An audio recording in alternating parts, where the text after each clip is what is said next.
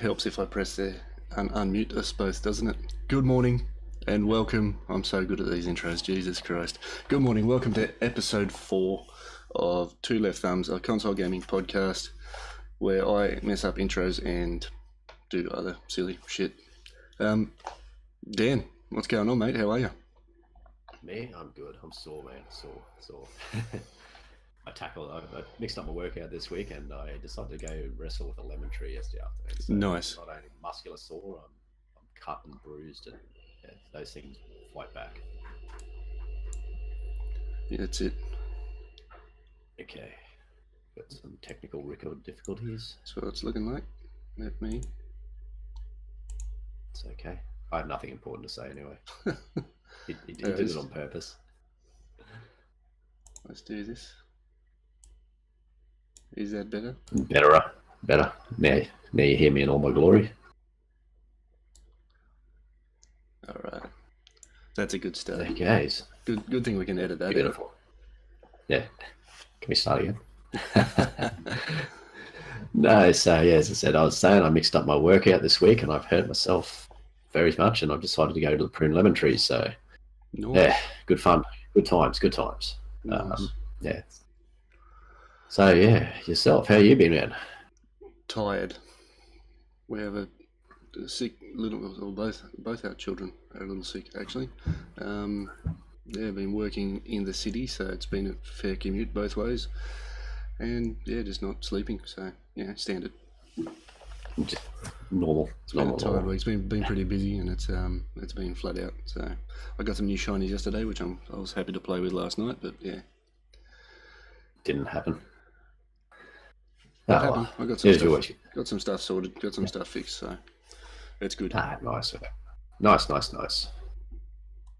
Nice. All right, so in the world of gaming and whatnot, I finished off Bloodborne. Mm-hmm. My Blades of Mercy build, which I absolutely adored. It was great.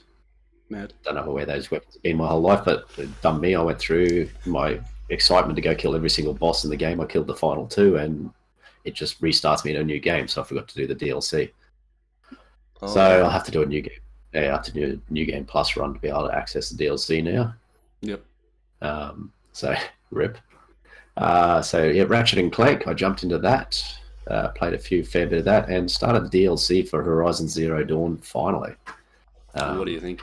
I think, man, I'm enjoying it. It's good to be. Yeah, it's good to be back in the game. Yeah. Where are you up to with it? Yeah. Just yesterday afternoon, I just took down Aerotech. So I've taken control of the, what do they call them, the Weraks, or the clans. So that was the fight you took on 3 Frostclaws, is that right? Yeah, 3 Frostclaws. They were no match for my Tripcaster. That's all I can say. I remembered that right at the end, the Tripcaster. Yeah. So it ended up in me running around madly, trying to set traps everywhere and generally blowing myself up. So but it was a fun it's fight. my standard go-to for me. I throw down about 24 Tripcaster wires on the ground and then just lure them all in and watch them blow up. Yeah. So the only enemy I've found that's given me big trouble, the Frostclaws haven't been too much drama. The Scorchers, geez, aren't they wankers? They move quick, don't they? They're fast. They got the biggest health pool ever. Yep. And they got like that special boss fight, bloody health bar, and they don't attack in a normal pattern. They tend to leap, so they're harder to lure into a trap. That's right. They jump over everything. Yeah, so pretty much got to stand inside the wires. And when they do their attack animation, roll away really quick so they don't get caught up in the ensuing explosion. Yes. Yep. So far I'm enjoying that. I've been around, I've shut down all the towers, collected everything that I've got to collect. So I've got all the little animals and all the little mud paints. So I'm trying to push through and complete the story. So that should happen in the next day or two, I think. I think the only other thing I've got to do is got to upgrade one more weapon. That was the spear I got from beating Aerotech. So yeah, that's a good spear. All right, and apart from that, I've just been watching a bit of Far Cry 5 on streams. Yep. Looks like Ubi failed to do an Ubi on that one. Yeah, they actually brought it with Far Cry 5. Yeah, it looks like it's a complete game. There's not just a huge amount of bugs that makes it unplayable, and Yep. yeah, looks like they've done well. So I'm trying to resist because April 20th is the big day for me. Yes. All right, What's happening then? it's God of War releases. Yeah. Can't wait for that. So yeah, looking forward to that. So I'm trying to hold off any new games, so I'm not halfway through something and then that drops and I forget about everything else for 3 or 4 weeks. So Yep. all right. So yourself, man, what have you been playing? What have you been up to? Forza, Fortnite, Sea of Thieves. I've seemed to have just gone to Xbox. My poor PlayStation has been forgotten about. Apart from Ratchet and Clank, I don't think I've touched it in just over a week. So, It's no good. but on that, how good is Ratchet and Clank? That is such a fun game. Oh man, it was a trip down memory lane for me because I played, I think, the first 3 games through. Yep. So yeah, just the old cheesy jokes and everything else like that. I think what I've done cleared Rilgar. I've attacked the base, the big snaggle beast, whatever it was called, taking that down. So Yep. yeah, I'll probably keep playing that one through to the end. I am where I am. I'm the same. I love the narrative of it, and how ridiculously suggestive it is. yes.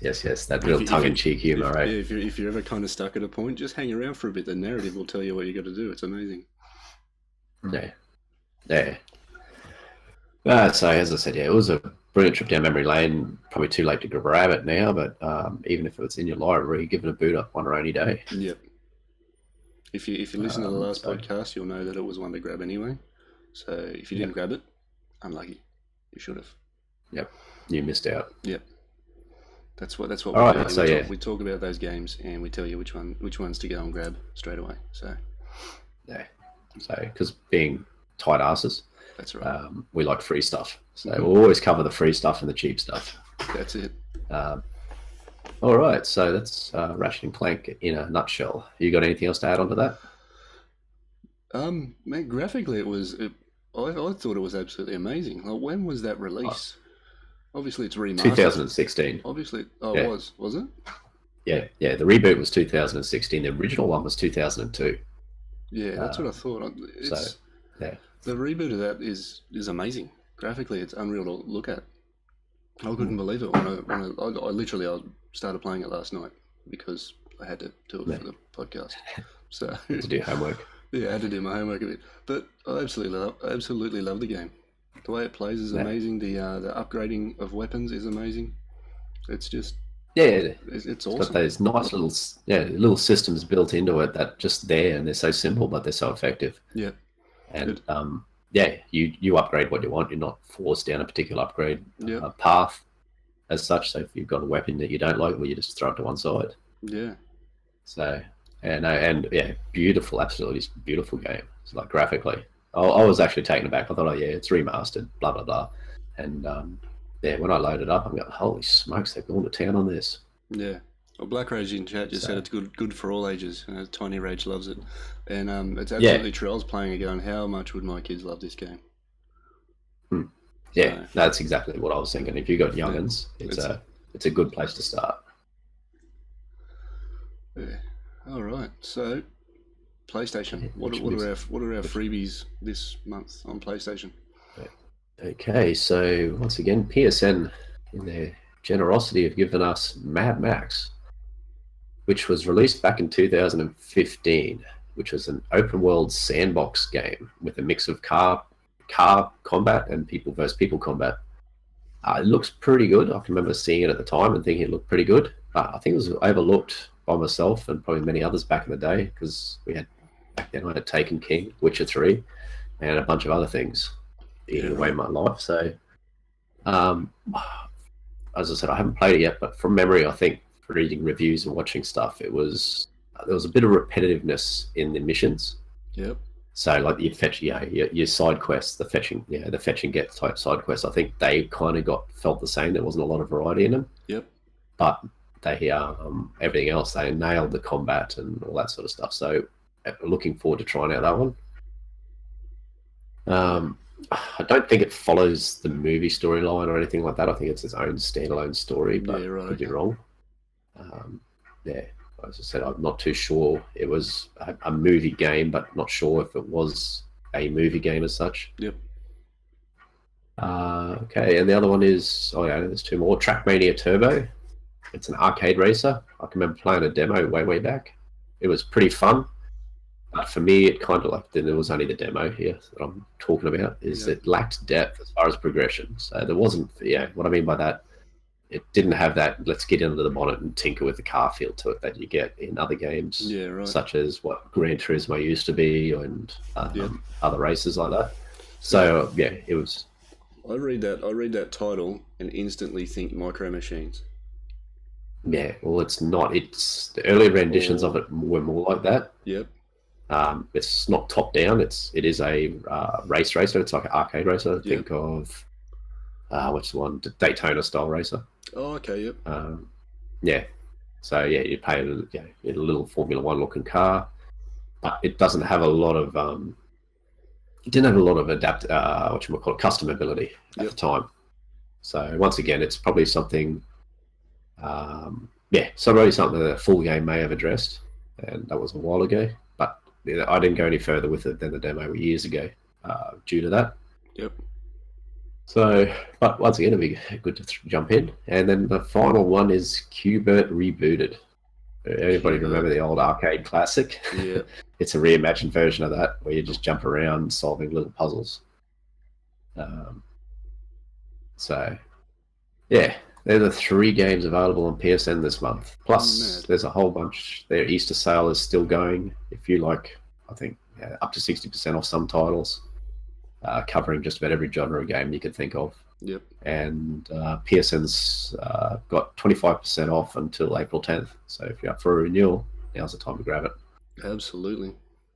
All right, so over to you for the Xbox stuff. All right. Gold again. Actually, this month it looks all right. The first one up is The Witness. It has a very rhymey, however the hell we say it, has a very that kind of feel to it. So like the sort of wandering a silent world with puzzles and all that sort of thing to progress. And it looks like there could be some kind of family backline in the story. So it kind of looks exactly like the same game.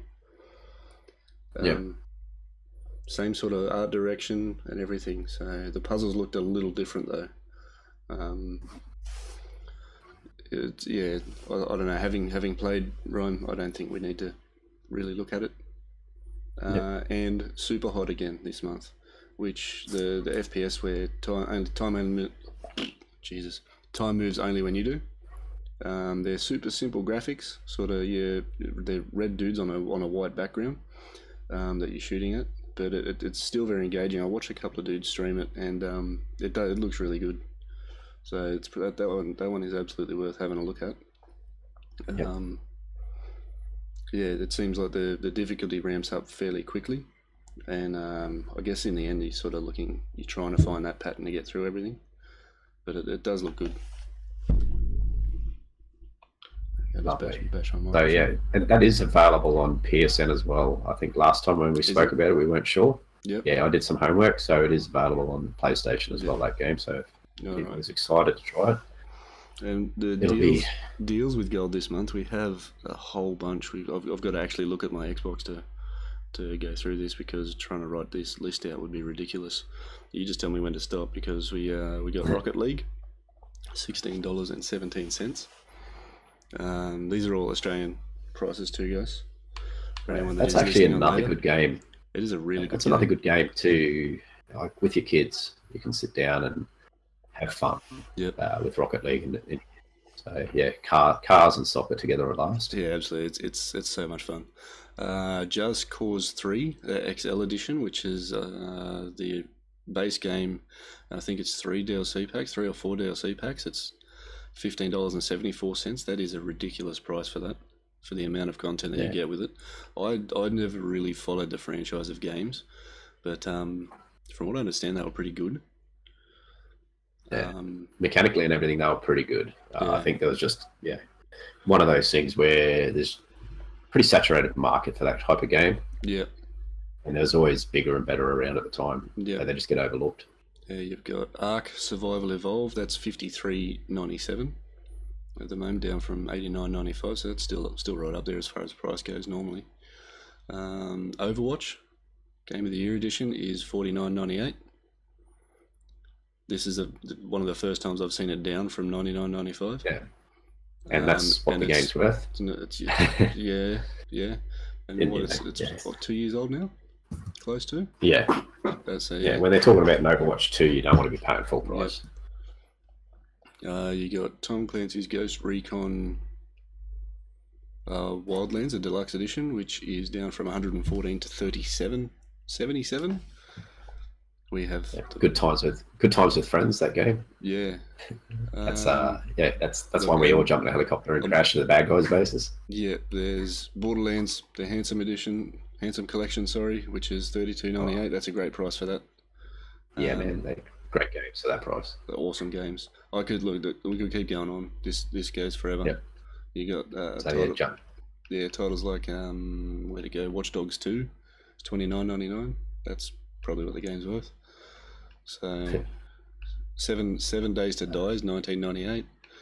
Man, if you've got an Xbox, check out the deals on Xbox Gold at the moment. Go shopping. I'm scrolling through just pages and pages of ridiculous deals. So go and have a look. There's plenty to be had. I think both consoles have sort of gone in hard and heavy at Easter time with the sales. That's what it seems like, yeah. Yeah. So if you play a game, there's a good chance it'll be on sale. Yeah. And as I said, on Overwatch, that's what I always felt the game, conversations, great game, everything like that, but there's no PvE content. I always struggled to say, it's worth $100 because it just feels like you're buying a game for one game mode. Yeah. And everything else like that. So, yeah, I think I only paid $55 or something for my version of it. So, yep. All right. So that's okay. So for the challenge this time round, I think we're going to do Trackmania Turbo. Trackmania Turbo. All right, sounds fun. Yep. And I'm pretty sure we should be able to even race each other one night with that. He's hoping. I better go and have a look at it, I guess. Yeah. Go download it, nerd. No doing your homework the night before the podcast. Yep. No, that's it. I'll actually probably enjoy that one. So, in saying that, I enjoyed Ratchet and Clank. I just didn't get the time to put into it. So last night I was just let's do that. Yeah. While I was trying to sort things out. One. Come on now. No, it's not. It's not one of those games you just jump in and say, I enjoyed that. It was so much fun dying 1,000 times.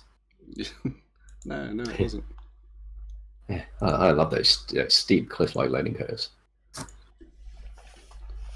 All right, so game updates. That brings us off into the world of game updates. So anybody in the Destiny universe will have played the Destiny Go Fast update in one form or another.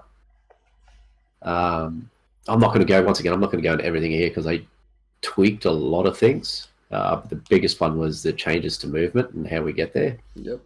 I'm primarily played Titan. It does feel nicer. I've had to change my jump to, I can't remember which one it is now. But yes, Titan skating is nearly back. And the other one is don't take on a Dawnblade and Super in a race. They are crazy. Yeah. It's like a fighter jet. Yeah, we were in killing time in a raid one night, and Winky and myself were having a race because he was going, you got to check this out, and it's just crazy fast. Like, yeah, right. So yeah, but as I said, so the movement does feel a bit better. Yeah, definitely not what it was. It was. I think Warlock's probably got the most tweaks as far as mobility went there, but it was good to get the Titan. And if you've got on PC and you run a macro, you can actually Titan skate. Yeah, right. So on that, the other thing they brought in, Rumble is back. It's 8-man Rumble. What do you think? It was good to. It feels crowded. To me, as I said, because of the size of the maps, I reckon on D1 maps, 8-man would have worked. But these smaller maps we have in D2, it feels very crowded. And there was a lot of times where myself and another guy were spawning pretty much next to each other. You just turn to your left and there's a guy spawning in, and he's barely even touched the ground and you're shooting at him. Yep. And same thing happens back. So because of the size of the maps, the relatively few spawn points on the maps, it does feel crowded. But I think I read in the T-Warb this week that they are going back to 6-man. So that's that binge sort of fixed before it becomes a whinge. All good. Good. Yeah, and so those maps are too many. I would like to, especially some of the bigger D1 maps. It would have been 8-man or 10-man would have been brilliant. Yeah, you go back to the Sky Shock type maps where they're big. Exactly. Yeah. They would have felt nice on those size maps. And the other thing they've done is every week there's like a special PvP event. So last week was Rumble. This week's Mayhem. So it's rotated. Does that mean it's rotating? You can't play that every week. You can't play Rumble every week. No, they rotate. No. So Rumble's out now. Mayhem's in, and then you have your Iron Banner event, and then I don't know what's happening the week after. See, I'm not sure I like that. As I said, I wish I like the mixed. We'll go to Titanfall 2 here, the mixtape playlist. Yep. I like that idea where they've taken it. It allows to customize it. So inside, I'm going to go play quick play PvP. Yep. There's 5 game modes that live inside that quick mode. Yeah, I only want to look at 3 of them. So I just turn off. I don't want to go play Supremacy because I don't thrive in that game mode. Yep. So you turn off Supremacy. So you're only really lobbying into the other 3 or 4 game modes. That's where I wish, you almost feel like tweeting at the devs and say, go play Titanfall 2. Yeah, that's right. Go do this. This will fix up about 90% of your community's complaints around your quick play list. All right, Def Puffy's just posted in chat that Iron Banner has been postponed. So I'm not too sure why or when. We'll have to find that out and tweet it out, I guess. Yep. Well, we will do that. So, as I said, I don't know if it was the patch that everybody was hoping it was. But at the end of the day, it's a move in the right direction for the game. Once again, it's they're taking baby steps. They're getting there. So it's as I said, it's and we also realise that these things do take time. Programs are like a big bowl of spaghetti, and every time you pull a noodle out, a bowl could collapse. So I'd rather them take baby steps and not break things, but then just dump it all at once and have a big fucking mess. Exactly. They found a bug that was breaking it. All right, sweet, thanks, man. And I think they've also, I can remember reading a tweet or something that they found the bug that was causing the raid black screen issues. The one that if somebody changes their armor piece in a raid, it causes the rest of the fire team to not be able to load in. Can't spawn in, Yeah, they just stay dead. That was infuriating. We it's wasted doing that. Especially if you have a closet person who likes changing their armor around a lot. Yeah. Yeah, so for me, it's like I just put one thing on, I wear it everywhere. But I remember doing a Prestige Leviathan raid with Syntax, and one of his like put together groups through his stream, and that was happening every single time we wiped. Yeah. And as anyone that's done the Prestige Leviathan knows that you wipe a fair bit, especially at Callus. That was happening every time, and it was so infuriating. Like that made honestly the team we were with, that raid should have taken an hour. It took 4. Yeah. So it's, as I said, a good find. Hopefully they give the guy a cookie who found it. Yeah. And there are some changes to Trials of Osiris, but I haven't played them. I think they turned radar off and something else, but I haven't played Trials, so I can't really comment on what they are and what they feel like. Yeah. All right, so that's the Destiny thing in a nutshell. There's a lot of other tweaks. There's a few weapon adjustments. If you use the Better Devils, you don't need to aim it anymore. Sweet. Seriously, from hip fire, you hip fire in that thing now, you can't miss. That's handy for me because I can't aim, so if I don't need to, even better. Yeah. No, the gun works better from hip fire than ADS now. So and it was already it was already a pretty trash hand cannon. It was rubbish anyway. So it's like the last word just doesn't fan fire. Yeah. No, it was in the raid the other night. I was just running around and just shooting guys, don't worry about ADSing, and you just can't miss as long as just your reticle's somewhere on the thing. You've almost got a headshot guaranteed. It's like, wow, Yeah, right. everybody wins a prize. So I think hand cannons had a little bit of movement that direction. Autos, you'll be excited. Pulse rifles have had a bit of a buff. So everything's last I sort of got in and played it. They were looking good anyway, especially the autumn wind. They were starting to look good as it was. So if they've got it in a buff, I'm pretty keen on checking them out. Yeah, so as I said, there's been a few little adjustments there. Once again, I'm not a pulse rifle guy, so I can't comment too much. But as I said, overall, it's a little movement in the right direction. It wasn't the big quantum leap, so obviously you see a whole section of the internet catches fire because it's not what they want. And the final bit is that Nightfall-specific loot has been implemented. Right. As well. So if you think back to D1 where we used to have the chest and the skeleton key scenario, well, this here is just a straight out RNG kind of drop. So what are we looking? What's a drop rate looking like? Is it? It's reasonably. I've heard people have run 10 Nightfalls to get it. You don't have to run the Prestige Nightfall for this. I don't know if the Prestige turns up the RNG percentage drop rate. Yeah. But between 10 to 15 Nightfalls seems to be an average number that most people are talking about. So it's not something that just seems to drop. Last week was a sniper rifle. This week it's a ghost, which a lot of people say it's a touch underwhelming. But then again, it's a ghost. I've been seeing people like collecting everyone sort of tweeting about getting it and all that sort of gear. So I guess it looks like people are getting excited to be getting stuff again. So. Yeah, it's a thing to go and collect. So for the collectors in the game and the completionists, it's something to do. Would I go and run 20 Nightfalls just to get a ghost shell? I don't care about ghost shells at all. I just pick them literally by the way they look. I don't care about their perks. I'm the same. I don't care what they do. Because I don't play patrol or anything like that, so I don't care about any of the planetary mats or any other shit that they carry on with. It's like no, they're all meaningless to me. They're just a pretty skin. So I just pick one I like best. Give me one that looks cool, and I'm away. Yeah. So as I said, for me, it's like meh. Anyway, they'd have to make like the devil or the ghost from D1 Halloween bloody thing. Yeah, I might go in there and farm it. But yeah, it's good to have something to do again over there.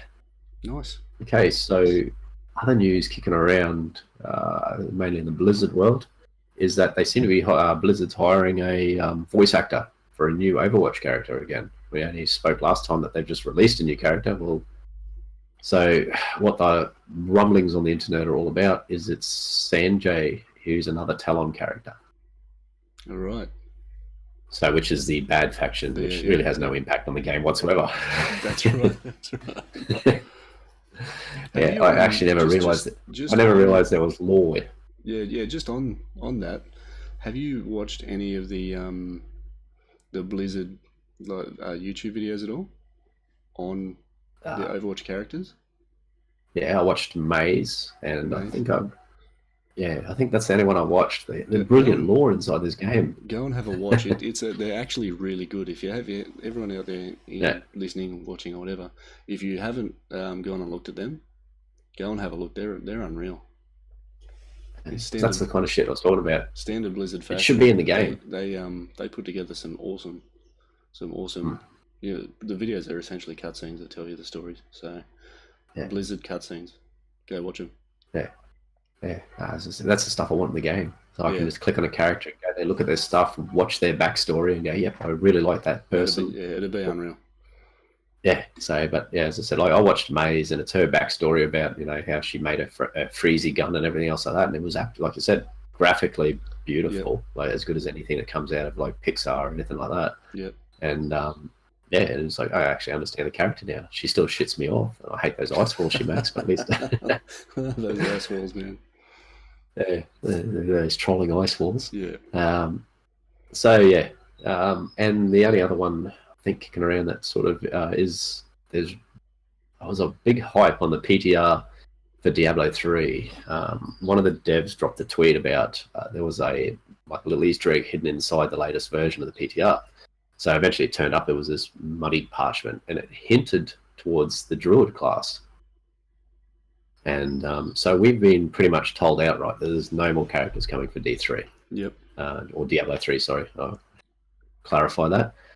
Yet we've had this guy's come out and he's done a couple of vague tweets suggesting that possibly the old D2 Druid class may be making a comeback. So there's a bit of watch the space on this. Is it a class that's going to be in Diablo 4, or are we going to get another character class released for Diablo 3? Yeah, right.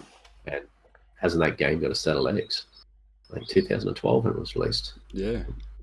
So Blizzard games, man, they got a long shelf life. Long life, yeah, absolutely. All right, so I think that's about it in my world. Nice. I don't know if you've got anything to add to the updates. Not really. I've been playing games, not really paying attention to them, if you know what I mean. Like I've just been in there enjoying them, not sort of looking at the things back and what's happening with them. I can't even think. I know there's been a few updates with Fortnite. I can't even think. The guided missile is a thing, and there are some ridiculous clips going around with that thing. It's a lot of fun. Yeah, I was going to say, I've seen a few like the Twitter clips and stuff like that. Yeah, people riding their rockets and doing mad shit with it. So we all by now we all know and heard of Ninja. I watched a clip of him use his own guided missile to go and kill someone with a rocket.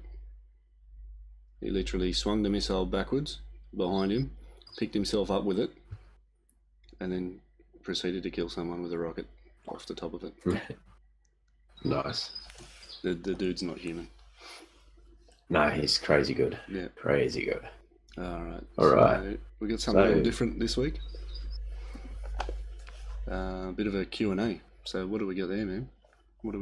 All right, so this sort of come from just questions that pop up in our Discords, Twitters, and on streams. Yep. So basically, if you've got something you'd like us to talk about or you want to know about, hit us up on our Discords or our other social areas. Or even in our live chat right now. Yep. Yeah.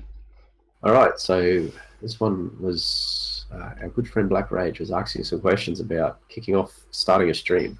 Yep. So for starting a stream, what would be the first piece of equipment that they should buy as such? And for me, I would, the first your stream starter kit for me is obviously your console. Pick whichever one you want, it doesn't matter. Your console, a camera, and a schedule. For me, that's all you need. You get those together, hit go. Yeah. All right. So where I differ is that I'd put the camera to the second piece of kit you buy, and I'd actually put a microphone in first.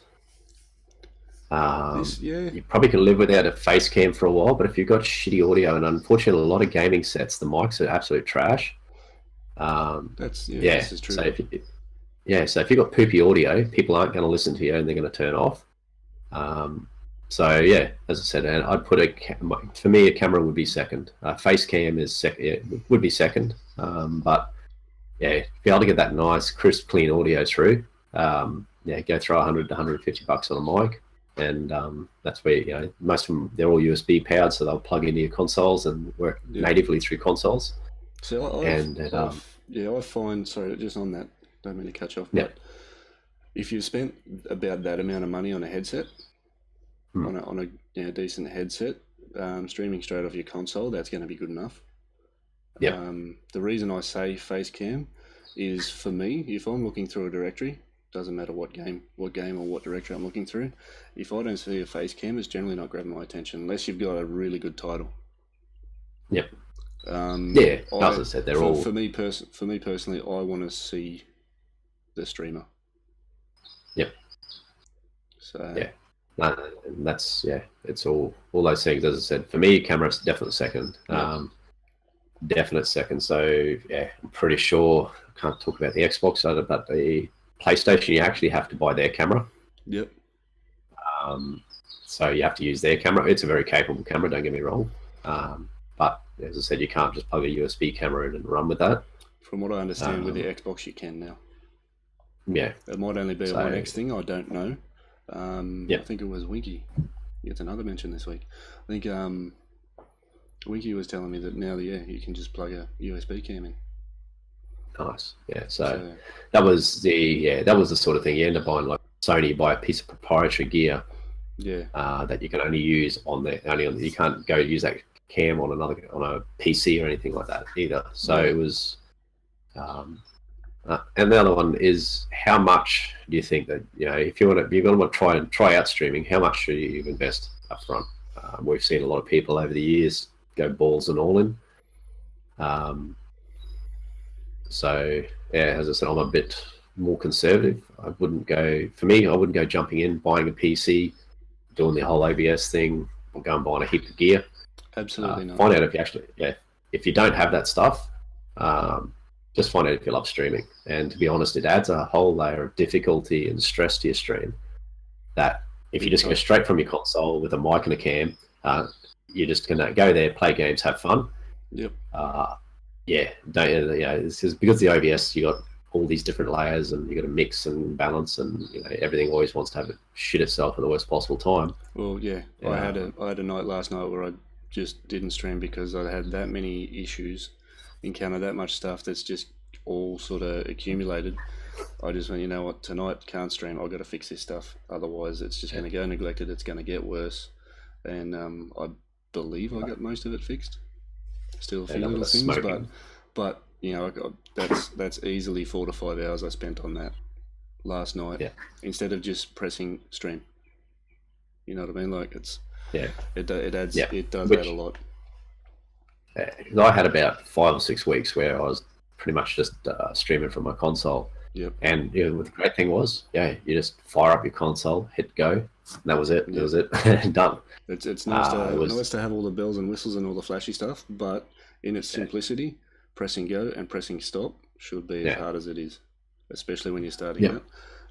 As far as investment, cash, like actual monetary investment, I'd say $200 tops should be enough to tell you whether you like streaming or not. If you go and invest $1,200, $1,500, $3,000 in trying to set up a stream, and you hate it after the first stream, you're now selling that stuff at a loss. So it's like a car. Tops.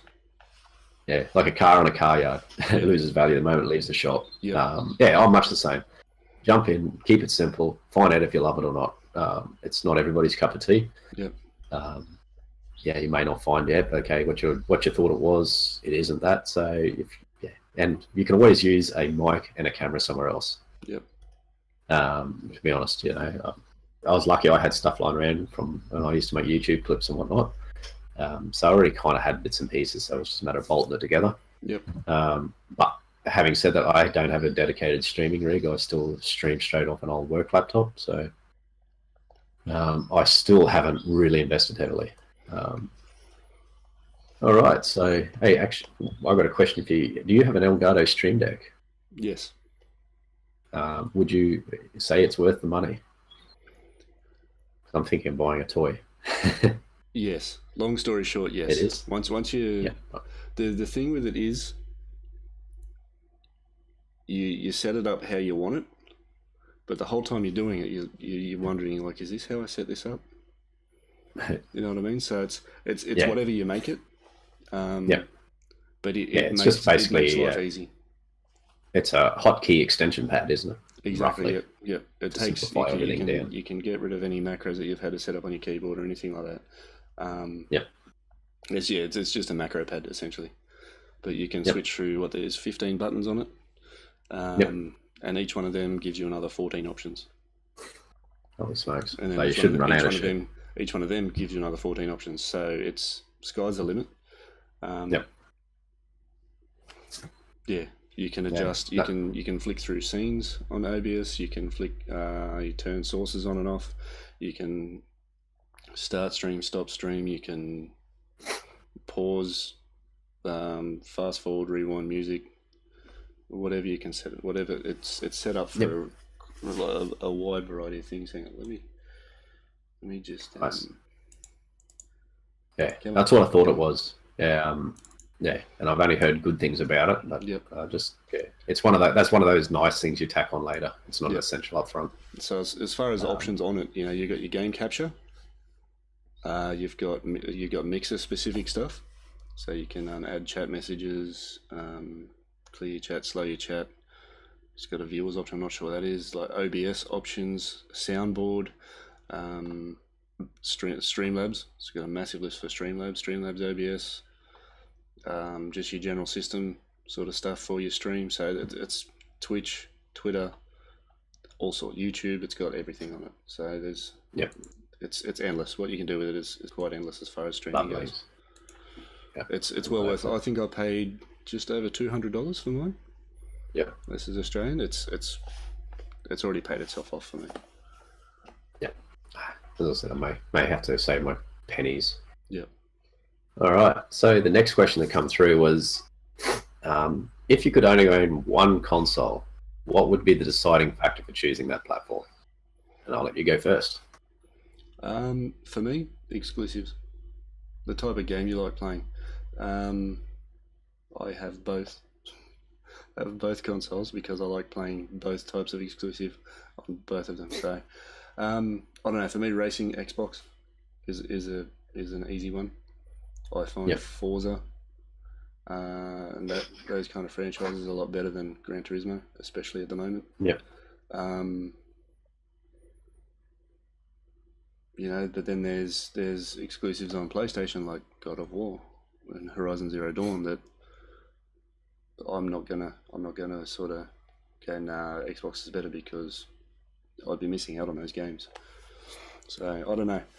To me, it just depends on the kind of gaming you like. It always has. Yeah. It's always dependent on the type of gaming you like. But I guess those exclusives. Yeah. All right. So my answer is pretty much the exact same. I know you can go on forums and you'll have fucking fanboys going on about teragigaflops of bloody processing power and all this sort of shit, but nobody really cares. Yeah. Ultimately, it's what's on the screen.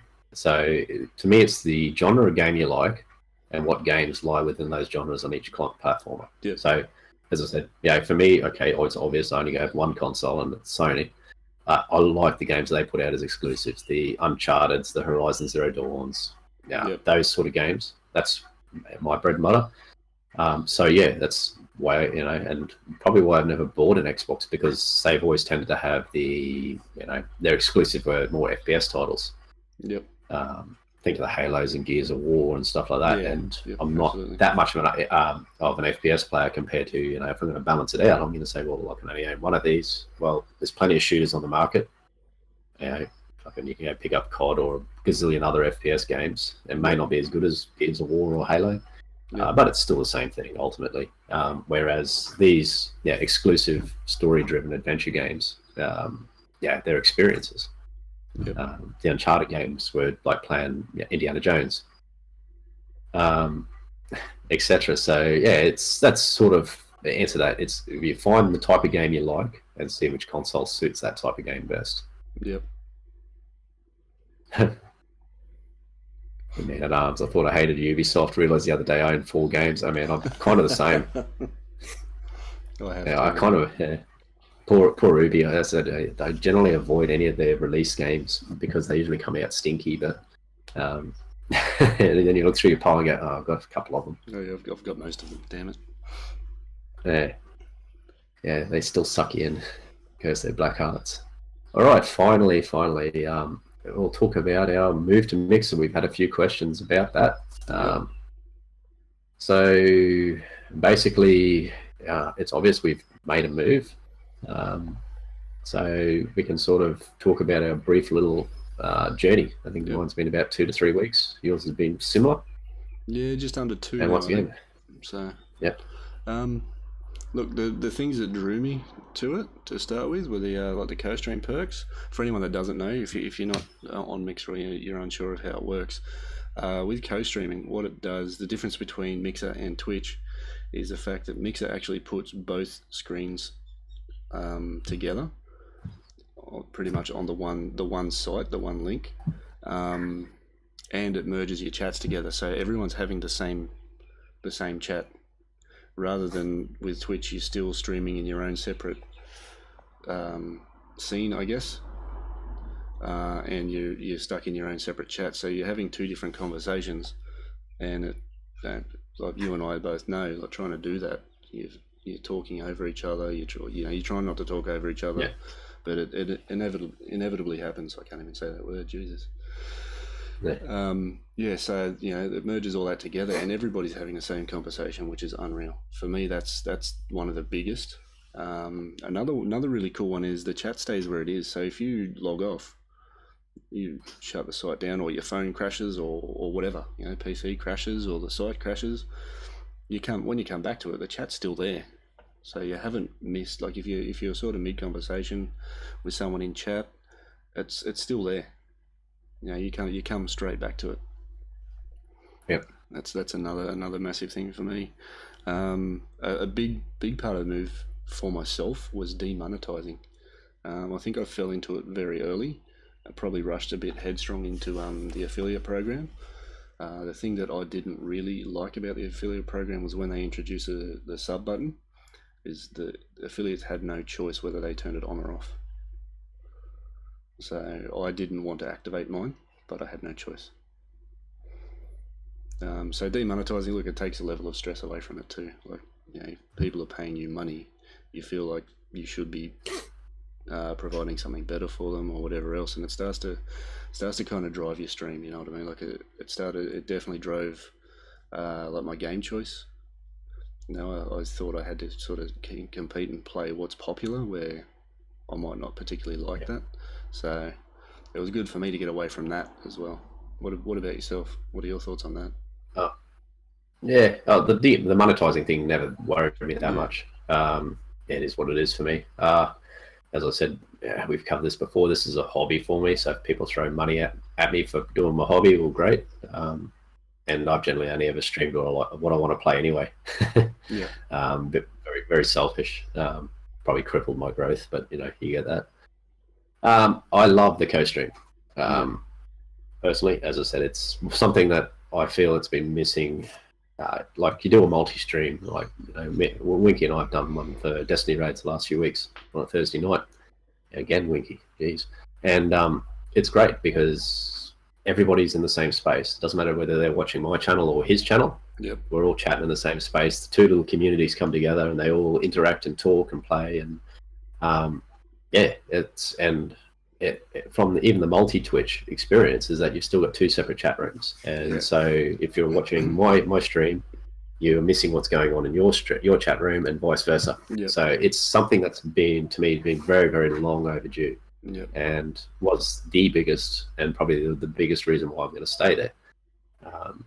As such, another good thing, if I can touch on that, what that also does by merging those chats is it adds, like, the total viewer count is for both is what it is for both streamers. So if you if we're co-streaming, you bring in 30 and I bring in 10, we both have 40 viewers. So what that does is it actually puts both of you higher up on a directory. That's more of like a technical streamer type thing, like a metric that you'd sort of judge growth by. But it makes it easier to find. Yeah, it makes it easier to find. Yeah. So because all these things you got to be the higher your viewer count, the further you get up, and easier you are to find. Yeah. You're more towards the top of their lists. It kind of makes, like, doing that. It kind of makes networking a massive thing in my eyes. Networking with other streamers, and seeing if they're keen to try and work with you on a stream or two here and there. You might be able to obviously don't try and do everything for your own benefit. Try and offer a larger streamer something, part of your time or whatever. But it absolutely will help growth, and that's one thing I've noticed about Mixer over Twitch is it's promoting growth in many different ways to all of its streamers, rather than the big few that are already known. So things like the hype zone, you've got hype zone for Fortnite and PUBG. So for anyone that doesn't know what that is, they're channels that pretty well gain like a large viewership, and they will flick through different streamers who are in, say, the top 10, like the last 10 in each game. So they'll sort of search the directory, find people that are in the top 10 and flick to them. Once their time's done, whether they win, lose, or draw, whatever, next streamer. So it lifts all of those people up. I know Winky's been in it multiple times now. You know what I mean? He's gained a fair following because of it. So it's lifting all the streamers up. You know, there's a front page. They feature random streamers, so they're lifting everyone up rather than Twitch is just letting the big guy get bigger. Yeah, it was always hard to be discovered in a directory when you're 300 people down. That's right. Yeah. So on directory, because of the games I play, I'm pretty much am the directory on Mixer. So that's a good and bad thing. I don't have an audience as such. So like I jump in and play Bloodborne. There's no one out. There's not even doesn't even appear in the directory. Yep. So it's like, oh, people, it's like, oh, what's this game? I'll go look. But there's actually, compared to, say, if I was on Twitch where there's 6,000 people viewing, so there's pros and cons with that. Yep. Already having an audience there that you've just got to try and attract in could be easier, or you got to go forge your own path. Either way, it doesn't mean that much to me. As I said, I've pretty much, I think, besides playing Fortnite and Destiny, every other game's been a PS exclusive. So yeah, look, I think that in itself is going to set you up well for growth in the long run. You know, Mixer is obviously a largely sort of Xbox populated platform, being Microsoft, and the fact that most people are watching it off their Xbox. And streaming to it off their Xbox. The fact that the amount of comments I've got, wait, you're playing PlayStation? How is this possible? Yeah. The amount of those comments I've got, but what you're going to find happening is people are going to start looking for those games, and when you're the only one playing them, guess who's getting that attention? Yeah, that's exactly it. It's like, when you are the directory, it's it's you don't have a lot of competition. So as I said, it is pros and cons with all that. I sort of found. So as I said, overall, my actual viewership count hasn't moved that much. Yep. But as I said, I absolutely adore co-streaming, and as I said, I'll probably make my home over here because of just that feature alone. Yep. And I actually, for being a Sony exclusive guy, I haven't caught that much flack over here. They've been pretty nice about it. I had a couple of nerds I've had to put the band hammer on nice and early. Well, I haven't. They just want to be 10-year-old twits, but that's their problem. That's the one thing I found. The trolling over on Mixer is actually adorable. You've got 10 and 12-year-old kids watching on their Xbox. I got one the other night. You're a big idiot. And you had to shut down stream and go cry. I know. That cut me real deep. No, that's adorable. That's adorable. Yeah. Yeah. Nah. So I find it's on Twitch, man, it can get quite toxic, but over on Mixer, it's largely more welcoming community. Slow down, Static. Use your words. Even like the streamer base, everyone's a lot more open to talk about streaming within their streams rather than no self promotion. He's just harping on about that, which is amazing. I'm always pretty cautious of what I do and say in people's chats because of being on Twitch, but I find people over on Mixer are largely more welcoming of that conversation. So. Yeah. Well, I think on that, the manners is if the streamer asks you a question, well, you'll find the answer. Yeah. But yet some nerd just drops into your chat and starts dropping links. It's like, no, man, get the fuck out. Yeah, that's right. I mean, there's still that. I'm not a billboard. That's just a common courtesy thing, but I find there's less of that. Yeah. Nah, so all right, so that's the thoughts and everything on the whole Mixer journey so far. For me, as I said, I'm probably going to stick with it. I like the co-streams. The games I play, the multiplayer games, it's great to be able to co-stream with other guys. So absolutely. All right. So we'll move on to discussion point. This is another kind of newish thing. Yep. So basically, what it is this week, is it right for developers delivering a game that isn't finished? There has been an increasing trend of this happening in recent history. So we think like we had games like No Man's Sky, which was hyped through the fucking roof and come out and was just a big empty box. Destiny 2 wasn't a hell of a lot better. You also had other games like The Division. The original version of The Division was dropped. It was full of bugs. It was terrible, which pretty much soured the experience for big time for a lot of people. Big time. I won't touch it again because of it. Yeah, so like, okay, we get the games, especially these persistent world games. They're always going to be a work in progress. And you also had most recently Sea of Thieves has been compared to these games as well. Like I haven't played Sea of Thieves because it's obviously I don't have a PC or an Xbox. Yep. What I've seen of it though, they've done the multiplayer thing fantastic. They've got, but the game is actually who you play with, not the game, not the content that you're playing. That's what it seems to be. I find that to be the charm of the game. In all honesty, yeah, you don't have to spend a lot of time grinding on it. Or in saying that, you end up doing it, but you don't have to. You don't have to. You know what I mean? If you want to sort of log on, do a couple of little solo missions and then log off, that's fine. Yeah, it's awesome for that. So yeah, I found like, as I said, not shit candidate, but what it does is does really well. Yep. Like we've covered this extensively leading up to its release. The art direction, this, that, and the other. Yep. And they've sort of come out. The devs have come out and promised that there's more content coming over time. But so that's is it good enough to actually to release the game like that, or is it like, well? And I'll use Destiny 2 because we're all familiar with that. Yep. It's sort of come out, and you could tell that they struggled to get this game out on time. They possibly should have held the game back another 3 or 4 months and released a proper game. Look, at this point, I'm not even sure they could have done that in 3 or 4 months. You know what I mean? Like, 6 months would have been. It would have been about 6 months, I believe. About 6 months' work to get Destiny 2 released somewhere roughly where the community would have accepted it. Yeah. So, and No Man's Sky, apparently, same thing. It's 12 months, 18 months on, and it's finally getting somewhere. Yeah.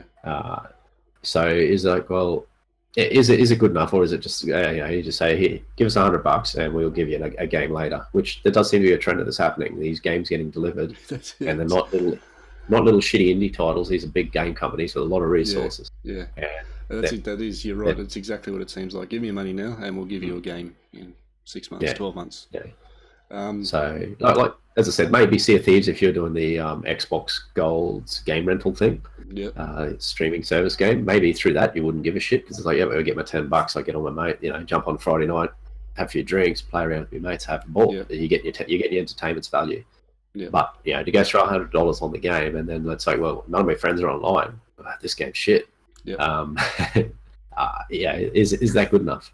So the difference with Sea of Thieves, I find, is that there seems to be no end game. What is it once you get all your look, in saying that, it's a massive grind to get all your let's say factions, right? Like your merchant traders and all that sort of thing. Once you get those up to 50, what is there? I don't know personally. I'm nowhere near close to that, but it seems like once you get there, there's no real end game to be had. Is that coming later? I don't know. I've not been pretty flat out. I've not been able to sort of try and catch up and follow the developers and see what they're doing and what their murmurings are. But we're looking at in chat, Man at Arms, there is more after 50. Again, like I haven't been able to look into it yet or dive into it, but is there much more? I don't know. It's a big grind. And saying that, like I said, like if it's something you jump on for a couple of hours a night, do what you got to do. Generally, you're probably going to get into some kind of fight. I haven't played a night yet where I haven't gotten into a fight and lost treasure or something like that. So the grind for me has been pretty slow. I think I'm up to level 15 on one of my merchants tops. So I've got a long way to go. But in that, is it right for game developers delivering a game that isn't finished? That question itself, I don't think so. People are paying up hard-earned cash, and not getting a product. It'd be different if you ran on a subscription-based model. Just say for Destiny 2, we paid $5 a month. Yeah, if And you it's look, like, okay, World of we'll just keep Warcraft. rolling out content. Yeah, exactly. You're paying $85 a month, and it's okay. Well, a month I've exhausted the content, but I've only paid $5. Yeah, Next month, more yep, gear comes down, but as I said, rather than, and as I said, I'd rather them to hold the game back and cop the shit for that than to really just drop a game that's half baked, yep, especially one that's going to attract and they hype it up. It's not as though it just gets released under the radar and grows into a game that ends up being good. Division was a classic example of this, where this game was hyped up as being the big Destiny killer, blah blah blah, and I'm playing the betas. I'm going, this thing isn't even like Destiny; it's more like Diablo. And I don't know how it that had this huge comparison even event. came about. I have no idea, because of the persistent world thing, I'm guessing. Yeah, But it was just hyped out to the max, and then it dropped, and it was okay. The story grind was okay, that is and then there was that that weird bit. to me. That Then is there was that the weird literal worst grind I've ever had in any game. I hated every minute of it. yeah. It had that weird grind between, I think it was level 25 and 30, where you couldn't do anything. Yeah, Because all the content was locked out until level 30, and you finished the story. So you pretty much just had to walk around the map shooting dogs until you got to level 30. It was terrible. I always felt bad for the dogs. So it was like, and it's like, well, and the game was buggy, and it was this, and there was glitches, and it's like, well, fuck it, hold it back 3 months and fix it and release a full game. I remember Destiny that 2. every day you'd see another YouTube video of another glitch. So you can level out your character super fast. And for the people that wanted to play the game, they just got left behind. Yeah, I remember that when they dropped the first raid, and they had the you could kill the boss from outside the area. Yep. So people were just standing there, and it took like 10 or 15 minutes of throwing bombs through walls or some shit to kill it. You use AoE effect. But these guys were just doing it for 8 hours, and effectively getting about 3 months ahead of everybody else, because you can only play like the content once per week and get one loot drop per week. So whereas this, because it hadn't seen the thing being completed, you just go back to the base, run back to the spot, and do it again. So you could just farm it for all that top tier gear. Yeah. Fucking game breaking. It took about 3 weeks to actually patch it, instead of just turning off the raid, saying, "No, there's a bug in it. We'll and I didn't cop a bit of grief over this." So long into it. Yeah. So then when you go to the dark zone, where everybody's, it's grief for hell. Yeah. You've got teams running around there that are so overpowered compared to everybody else that's been playing the game fairly, which that's when I put it down and say, no, this is just shit, because the dark zone is the end game. Yeah. And it's no fun, because you got teams that just look at you and they've rolled you. So that's when I put it down. I've jumped back in a couple of times, but like you said, the experience was soured to the point that it's like, well, it does have a bad taste. Yeah, big time. Like I said, it'll never get another cent out of me because of it. Yeah. I paid No Man's Sky. Full freight for it. I didn't get 2 weeks out of it. Yeah. Yeah, so like you got No Man's Sky, that once again, you got a game there that had so much potential, and it's a meme. That's it. It doesn't matter what, honestly, it doesn't matter what they do to the game. It's just going to be a meme. Yeah. And as I said, like, Destiny 2 is climbing out of there, but they should have just said, no, we're not ready, guys. Hold back 6 months. So look, and to that as well, like, we don't know what kind of pressure they're facing. From let's use Bungie, right? We don't know the pressure they're facing from Activision. It's got to be pretty big. Massive. Activision don't fuck around. So no, that's exactly it. It would be huge. It'd be basically people's heads roll. This is delivered, and as I said, I'm not an apologist or anything for any game company or anybody, but I really hate it when people go on social media and attack the developers and stuff like that. These are the guys that basically give up their lives for 12 months to deliver these games. That's right. And then these people are like, you saw with their Destiny shit, people doing death threats, and it's like, fuck me, get alive. It's not his fault. He was just doing his job. That's right. He's one cog of about 600. Yeah, and as I said, you read anything in how in-game development, the 6 months leading up to a release, these guys pretty much don't go home. Exactly. And the week of, the day of, that's not over for them. As I said, like a lot of the decisions, sleeping under their desk. a lot of the decisions are made by executive steering teams and CEOs and stuff like that. They're the people that's like, okay, we don't like the direction the game's taken. And these are people that have no idea about game development too. These are the people pushing the games. You know what I mean? So as I said, a bit of a soapbox there, but as I said, I really get salty. It doesn't matter if you're I'm with you. You've released the worst game in the world. It's not the developer's fault. He's just been doing what he's been told to do. I've got to be completely honest. The thing that soured Destiny 2 for me is the community. Yeah, 100% the community. I'm not interested in the game because of the community now. Yeah, I just turned the community off. Yeah, that's what I did. I had a purge. I had an absolute purge of my content creator list. Yeah. Anybody, as I said, I don't mind constructive criticism. The game has warts. Yes, let's talk about it. But there was just some dickheads. That's the way to describe them. At the time, and it was like, no, unfollow. I am sick of reading your shit because you just, and the same people now, because this update's come out and the game's got a bit of hype and good feel around it again. They suddenly turn around. It's like, oh yeah, no, this is they're happy with it again now, are they? Yeah. It's like, wow, and it's like, fucking come on, man. Yeah. Just I get you. Yeah. So anyway, as I said, those people have been made a lot of. It's a long overdue clean out. So. And as I said, I agree with you. I turned the community off because I got sick of just every single time you open up Twitter, somebody's having a rant about something that they know nothing about. Yeah. And it's like, oh, fuck this. I don't need to read this shit. Exactly. I play what I play because I like to play it, not because not because you're ex content creator and you're cool and you like it. This one dude always comes up in chat when I was playing Destiny, like, you should be playing Fortnite. Why should I be playing Fortnite? Yeah. If I want to play Destiny, I can play Destiny. Or there's only 700,000 people playing Destiny. There's 30 million playing Fortnite. Guess how many shits I give about that? That's exactly it. Man. None of them. None of them at all. Yeah, it's that kind of thing, man. I got so much of it. I just say, I'm done. I'm done. I'm sick of hearing it. I'm sick of saying it. Yeah. No, they just get banned. I don't give a fuck. Yeah. You want to come in and be a tool? Sorry, out you go. Oh yeah, absolutely. I don't need your follow. Yeah. You're not gonna be something that makes my community grow. The same reason I stopped streaming Overwatch. Yeah, I'm not the greatest player, and the amount of salty turds that are in that community, they can go fuck themselves. Yeah, they want to come in and say, "Oh, you're shit." It's like, no shit, mate. Yeah, I know. I know this. They're having fun. If you actually check the stream title, I've put. Yeah, I put it in the stream title to save you the time of typing it. That's right. Sakes, That's right. Yeah.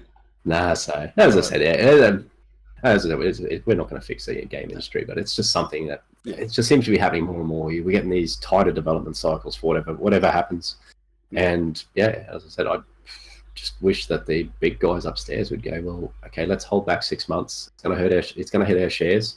Yep. But long term, it's going to be better.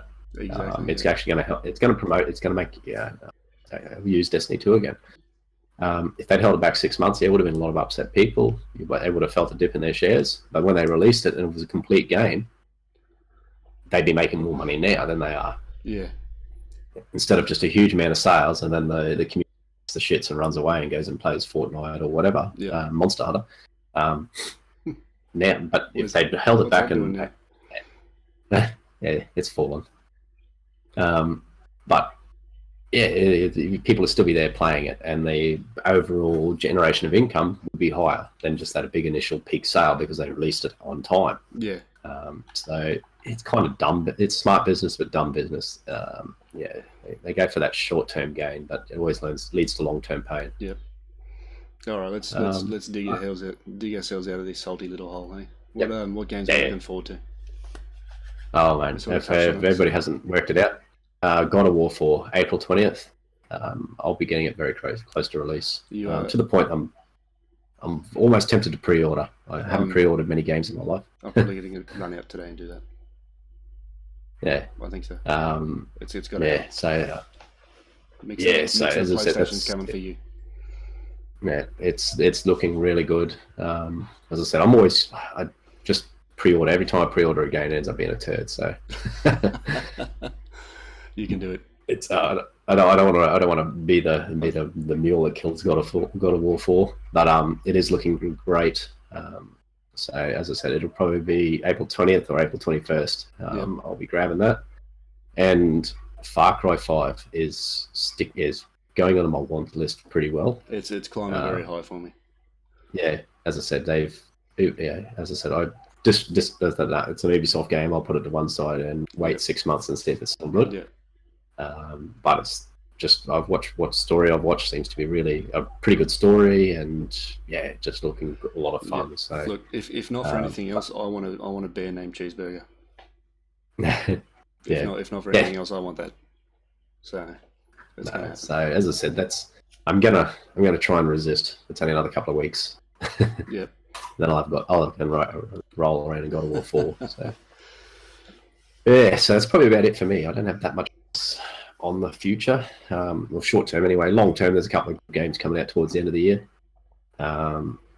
And yeah, so even down to this new Spider-Man game that's coming out towards the end of the year as well. That looks really good. Yeah, and I bought like the first Spider-Man game back on PS1. Disappointed, never bought another one. This one's got my interest.